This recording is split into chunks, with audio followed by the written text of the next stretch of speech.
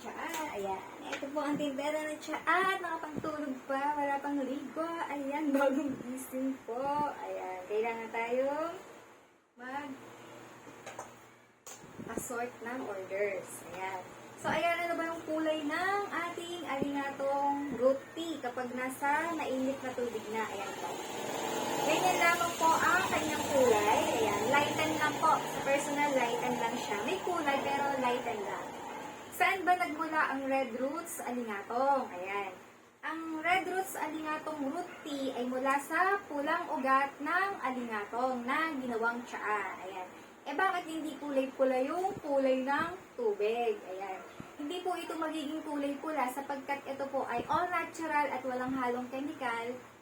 Kaya ito ay hindi magiging kulay pula. Wala po siyang sangkap na dye para maging makulay ng bongga. At saka wala po siya sa kulay. Ito po ay nasa bisa. Nakikita niyo po sa mga testimonial ng aming mga customer. Ayan po. Tayo po ay hindi basta nagpo-post ng testimonial at ito po ay ating ipinagpapaalam sa may-ari mismo ng testimonial. Ayan.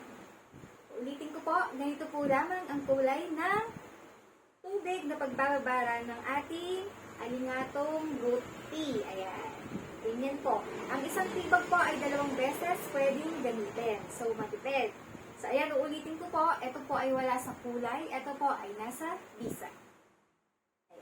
Proud user po tayo bago po tayo naging seller. Okay? Ayan. At ang laman po ng isang pack ng alingatong root tea ay 15. Opo, 15 po. Dati po, 10 pieces tibag lang. Ngayon po, ginawa na po nung manufacturer or nung may-ari na 15 pieces tibag. Pero hindi po nagmahal. Same lang po ang kanyang presyo. 175 pa rin po ang isang pack. Kaya ano pang hinihintay nyo? Bili na!